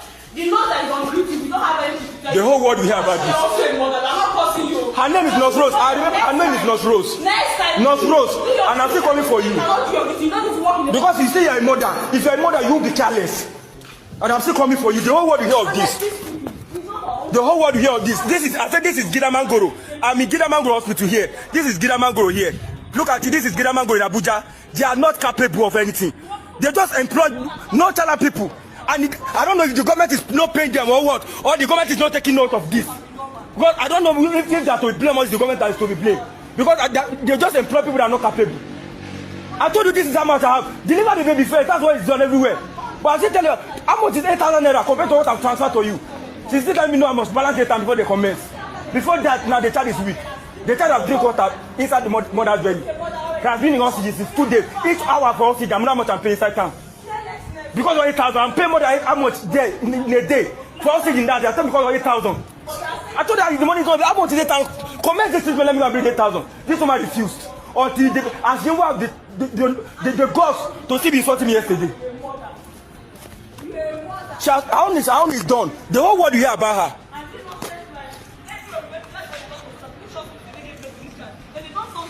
Everybody has been asking which hospital. Everybody, everywhere we go, they ask me which hospital they deliver this child. If you are not capable, you are telling me to move my child to somewhere else. For day one, this is what we have been doing. Sometimes they will tell me to do, and then my neighbor will tell me that that's not too much. That to go and do scanning. Every time they will tell me scanning, and they will tell me that the money for the scanning is excess. I said no problem. Every time if I know I will transfer. But yet, 8,000, the same person I'm transferring money for. I told this how much in my account here. Let me transfer it for. Let me go and bring them 8,000. Comment this thing. This woman was insisting that's how we normally lie. Me, I will lie. I bought him with the delivery pack here. When they tell me the delivery pack, once I didn't even come, I just transfer the money. The same person. Now, shall keep my child. The whole world we have Nurse Rose. What's that full name? Who wrote it? You say SMB are using, and I've sent you the money, Abi. That money now to bring my son's life back. Say, her name is Timothy Abuja Rose. Timothy Abuja Rose in Gidamangoro Hospital. At Gidamangoro Hospital. Gidamangoro Hospital, Abuja. Gidamangoro Hospital, Abuja. Orozo Road. Along Orozo Road. I'm highly disappointed of Nigerian government because the Nigerian government were highly disappointed in them due to foreseen circumstances. Definitely, I'm one of those people approving. People should die in coronavirus is more better than people should die in hungers. Hunger kills more than coronavirus because some people are less privileged. Due to foreseen circumstances that I said it, some people are less privileged, which they are based on daily pay, which are not even based on salaries. But our government thinks that the knockdown is the best solution to coronavirus, and proving it to an extent and to the levels of alacrity that if someone die in coronavirus, it's more efficient to die in hunger. Because some people will be at indoor. There's no way.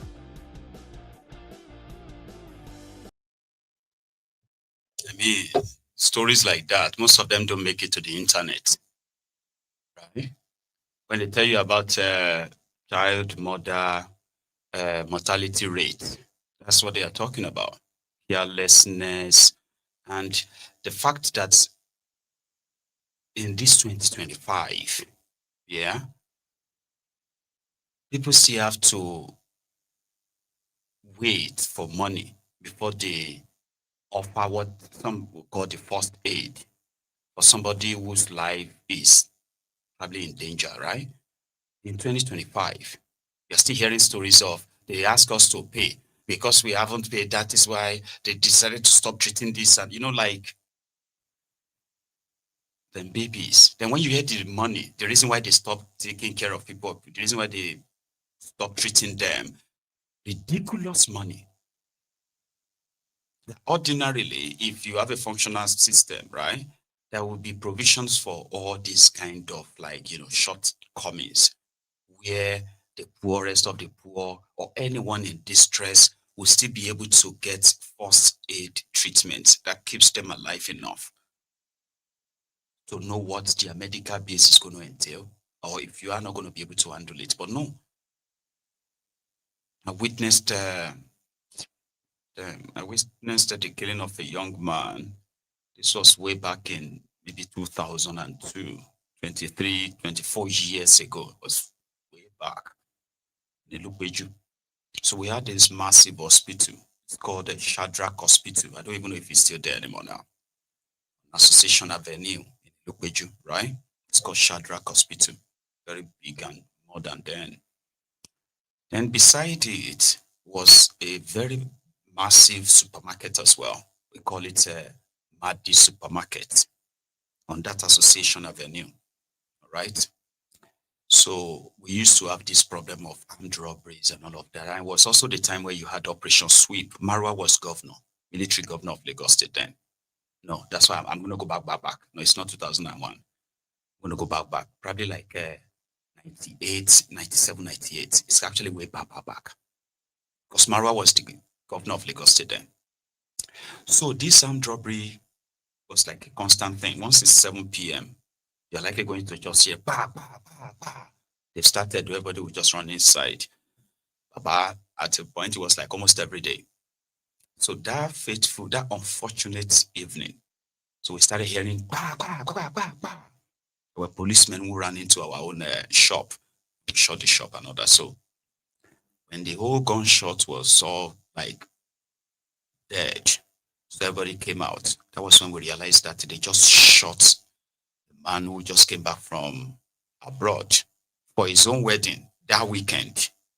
And he was just like driving by Ilukweju and he saw that supermarket and he felt like, oh, he would stop there and buy. There were 2 stationed Operation Sweep trucks in front of that supermarket. For those of you who are probably around that time in Ilukweju. So security were there, Operation Sweep. So he stopped by and he went into the supermarket. It was around the time the armed robbers came. Then they killed the 2 soldiers, right? Who were mounting security in front of the place. They killed 2. Then I don't know what happened. They shot him. They didn't kill him right away. So people started like, there were pandemonium. People were like, hey, they've shot somebody. So all of us rushed out. The whole place crowded. This man was left. For those for those who probably will remember that Shadrach Hospital, Ilukweju and all that, right? So my description won't be harder for you. But for those who probably didn't have a clue, so it's that, you see this hospital, right? You have this building. Their building seems to have started from here. There's this long stretch of stairs that makes it look like you are climbing stairs before you get to the landing. And then when you get to the landing, then you walk straight to the reception. Sure, you get that kind of hospital. It's like about 4 or 5-story buildings, right? This man was left at the entrance on the landing, okay, of this hospital, shot, bleeding. I was so young then. I was kind of like a young man, a young boy rather. So I saw it. I saw him bleeding. His blood, the trail of his blood, right, was like all over the stairs like that, like full of his blood. And why was it there? Because they needed police report before they would touch him. Police report, somebody just got shot. Give him first aid first. Revive him and stabilize him first. And then again, this robbery just happened next to you, just next to your hospital. He bled out and he died on that stairs. So it was after that we were told of. He just came back from abroad. He had a wedding that weekend, the blah. Story.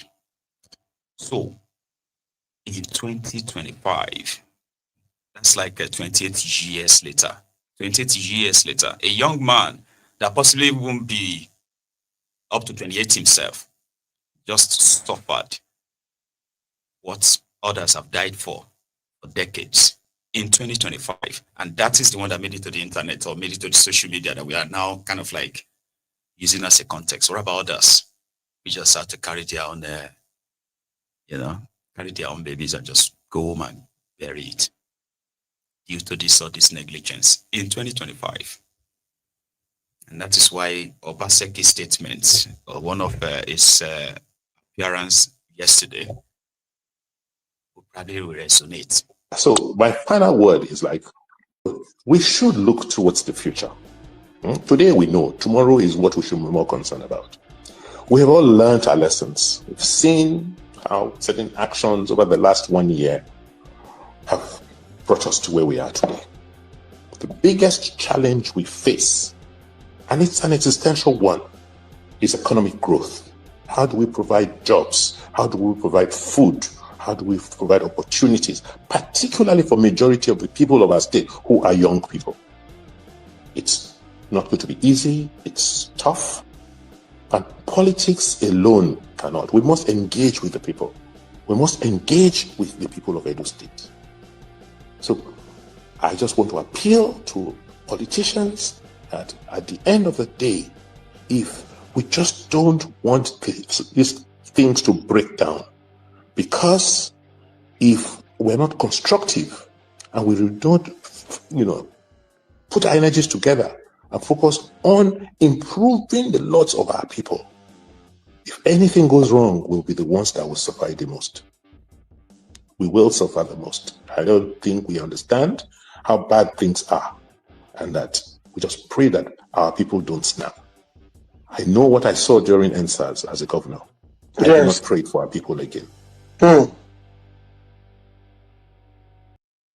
are praying that you don't snap, that the criminal politicians will come to their senses, engage with you genuinely, and invest in you as the people, which is like asking them to squeeze water from stone. They won't do it. So they are also secretly praying that you don't snap, because if you snap, Baba, China, Sri Lanka, all these protests you've seen all over the world, and now they all kind of like a panned out. They will be child's play. Some of them think so, while others believe that, stop giving yourself that hope. Don't be Nigeria. Anyway, legally, the legal part now. Mazi Nnamdi Kanu, his lawyer, has filed a case against the Nigeria Medical Association.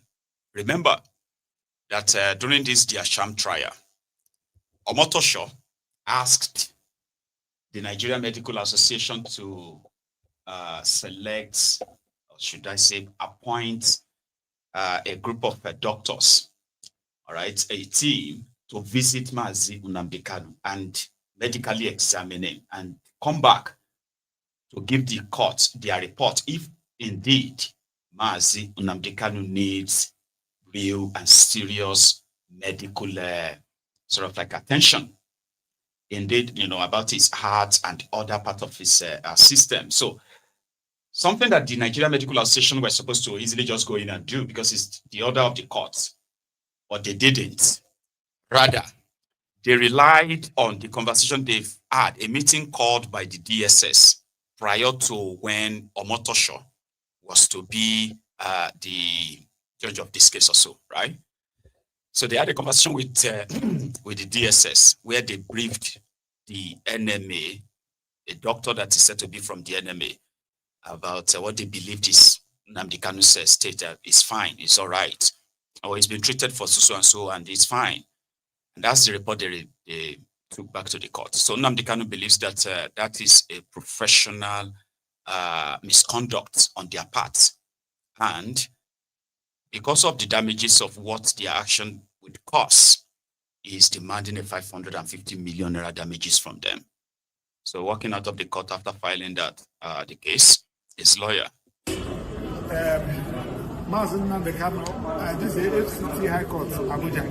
So Mazi Nnamdi Kanu has filed a 550 million naira suit against the Nigerian Medical Council and the 10 medical doctors that conspired and issued a fake medical report against him. And the court ordered that they should examine Nnamdi Kanu, but that they never did. So they went to wrote what they call medical report, and it was that medical report that made the court to refuse Nnamdi Kanu's bail. So based on that, we have written to them, and they did not show any remorse. So we have filed a suit against them. It's 550 million naira suit against the Nigerian Medical Council and other medical doctors. So that is the position. Thanks and God bless you. They won't pay, of course. There is still a pending 1.2 billion naira court awarded judgment against Nigeria. Right now, they are trying to appeal that, but how can you appeal something that was like about 2 years or 3 years old? There is a window of appeal, I think, in any court case or court judgment, Abby. But these guys ignored it for so long until they now said that we are appealing it and their court is allowing it, even though they have actually exceeded the time frame of when they should have, but they didn't, and they didn't pay the money. So I'm not expecting them to pay this. Or are you? No. There are many cases he's currently putting up to fight back. I'm talking about Mazi Nnamdi Kanu. Yesterday he was at the Supreme Court of Nigeria, remember? Where he also went to go and ask their apex courts to help explain the part of the Constitution that allows the government or anybody to institute a criminal case against any citizen or anybody based on a repealed law, a law that no longer exists. So if these guys are going to continue this charade, maybe not the Supreme Court. So there are many cases all over the place. There are human rights violation cases as well being instituted. Is one many. Is one at the West African courts, what's that called? The ECOWAS court is one there. They've told them they are wrong the way they've handled him or his case, like the whole persecution generally. So in Kenya, the Kenyan government has been blamed. Nigerian government has been blamed. They've been blamed because of his extraordinary rendition. So of course, they've disobeyed all of that. None of them seem to have come back to their senses and say, we need to put a stop to this madness now. Not yet. So as we look forward to the November 20th, 2025's judgment, because that's what Motosho said, he's going to deliver a judgment on the 20th of November. So while we wait and see if the Supreme Court is going to probably act before then, or as usual, just play deaf and dumb and blind. And they will tell him that the event has sort of like overridden it somehow. So justice is not expected. He said that, Nnamdi Kanu, there is no justice in your temple of justice. What you have is injustice. But if the rest of the world don't know or didn't know, this will be an opportunity for them to see through the entire charade. So we look forward to that and see how it plays out. In Abakaliki, people have taken, should I say, laws into their own hands because they are tired of being extorted by the supposed electricity company that is selling them darkness rather than light. As they are tired, they invaded their office. And this was yesterday. You came to your office to submit a letter. You're rejecting the as what? Or what? You are a public servant. You are a public servant. And I get the public job.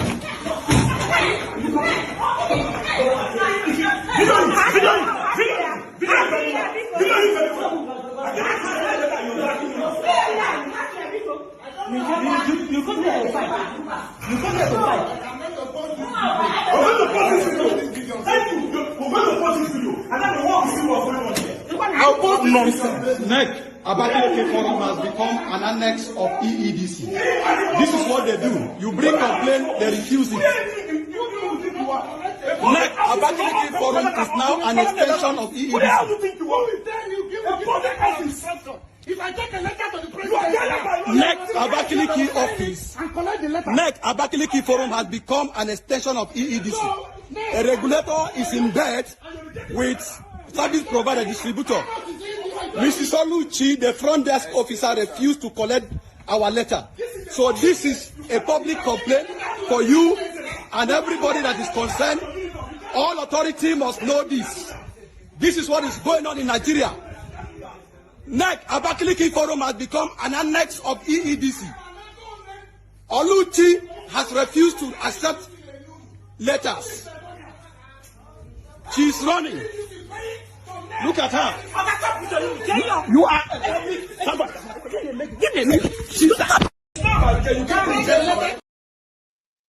Everybody look mad in right now. Like everybody the grace for that place. You know what I mean? People have endured so much for so long that sometimes what they could easily just discuss, sometimes just escalate that fast. Regulatory body that was supposed to take a petition against the provider, as customers who are kind of petitioning the regulator, say, these guys are duping us, they're extorting us, cheating us.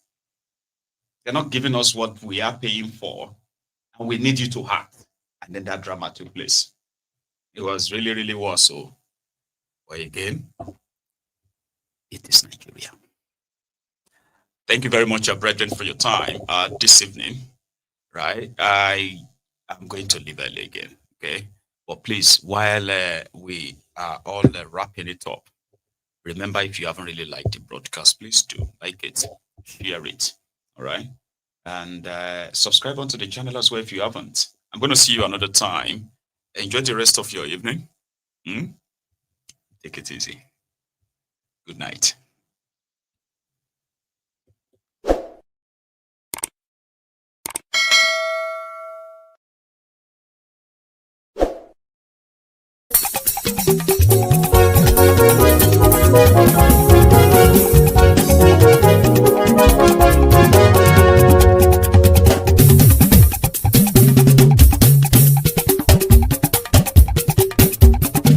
Mayegun làwa mọ̀ làmọ̀ tó dòdòdò.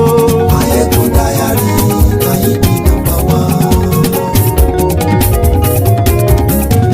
Mayegun làwa mọ̀ làmọ̀ tó dòdòdò. Mayegun dayari Mayebi number one. Mayegun ti dé o ọ̀rẹ́ ara ìlú. Mayegun dayari Mayebi number one. Lórí Facebook, lórí YouTube. Mayegun dayari Mayebi number one. Gbogbo bó ṣe ń lọ ni Mayegun já wa sí.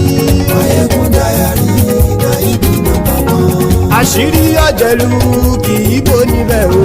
Mayegun dayari Mayebi number one. Bó bá ṣe eré àní Mayegun máa wí. Mayegun dayari Mayebi number one. Ó sì tún ṣe eré wàá gbọ́ níbẹ̀ o. Mayegun dayari Mayebi number one. Mayegun dayari politico. Mayegun dayari Mayebi number one. Godfatherism kò sí lọ́rọ̀ Mayegun. Mayegun dayari Mayebi number one. Ẹ farabalẹ̀ sẹ́ o kẹgọ́rọ̀ lẹ́nu o. Mayegun dayari Mayebi number one. Àní Mayegun làwa mọ̀ tó dòdòdò. Mayegun dayari Mayebi number one.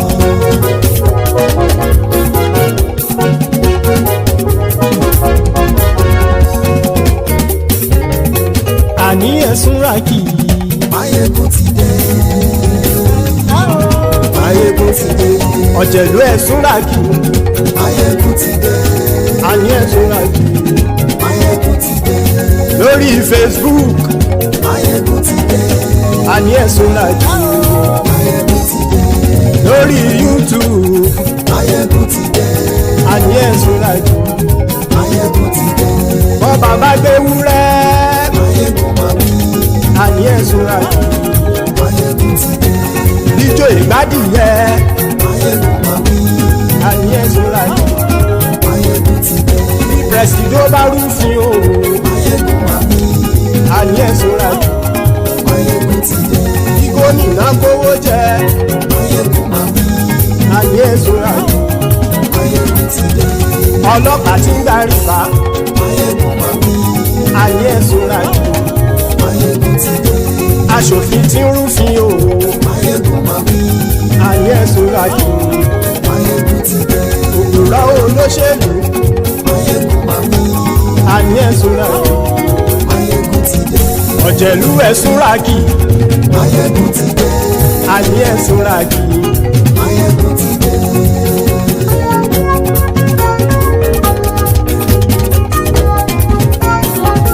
Máyégún ti dé.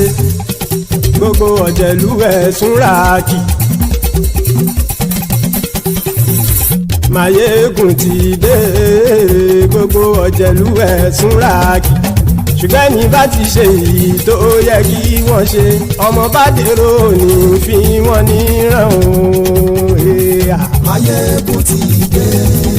Gbogbo ọ̀jẹ̀lú ẹ̀sùn ràkì.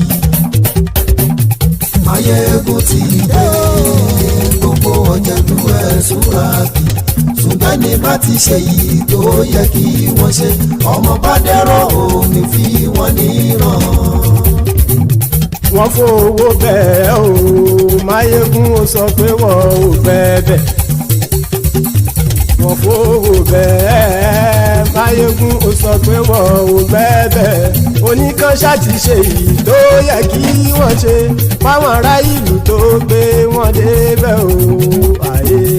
Máyégún ti dé. Gbogbo ọ̀jẹ̀lú ẹ̀sùn ràkì. Máyégún ti dé. Gbogbo ọ̀jẹ̀lú ẹ̀sùn ràkì. Ṣùgbọ́n ní bá ti ṣe yìí tó yẹ kí wọ́n ṣe, ọmọ bá dẹ́rọ̀ ò ní fi wọ́n níran. Kì máa yí ṣe eré, ọ̀rọ̀ yìí kì í ṣe ẹ̀fẹ̀. Kì máa yí ṣe eré, ọ̀rọ̀ yìí kì í ṣe ẹ̀fẹ̀. Ẹni bá ti lè lẹ́bọ̀ lẹ́rù o, ọmọ bá dèrò kàṣà ìtú wọn síta. Máyégún ti dé. Gbogbo ọ̀jẹ̀lú ẹ̀sùn ràkì. Máyégún ti dé. Gbogbo ọ̀jẹ̀lú ẹ̀sùn ràkì. Ṣùgbọ́n ní bá ti ṣe yìí tó yẹ kí wọ́n ṣe, ọmọ bá dẹ́rọ̀ ò ní fi wọ́n níran. Tẹnitẹni ọmọ Máyégún ọ̀rẹ́ ara ìlú mọ̀mọ́ ni mo fọlọ́run ṣọ́ ẹ̀ bá kìlẹ́bù. Lóòótọ́ olódodo ìlú ọ̀tá ìlú mọ̀mọ́ ni ìwọ ṣá máa ń ṣọ́ra kò sì mọ́ bẹ̀rù. Bọ́tà ń lè rí bóníṣègùn lé káwọn mọ̀mọ́ fi ṣera wọn ni ó ti dẹrùn tí wọn ò gbọ́dọ̀ sì mọ́ bẹ̀. Èèpo ọ̀gọ̀ lọmọ bá dérò tàjẹ́ ò gbọ́dọ̀ jẹ́, ó ti jọba lórí àbínú ẹni kò sì mọ́ bùyà. Àìsíwọ́lu ní ẹnìkẹ́ ìgbódì ẹyin lábàrá o, ó kó ẹni tó bá dán wò á kàmù. Máyégún ti dé.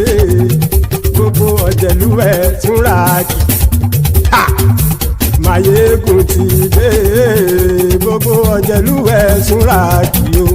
Ẹni bá ti ṣe yìí tó yẹ kí wọ́n ṣe, ọmọ bá dèrò òní fi wọ́n níran o. Máyégún ti dé. Gbogbo ọ̀jẹ̀lú ẹ̀sùn ràkì. Máyégún ti dé.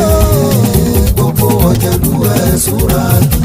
Ṣùgbọ́n ní bá ti ṣe yìí tó yẹ kí wọ́n ṣe, ọmọ bá dẹ́rọ̀ ò ní fi wọ́n níran.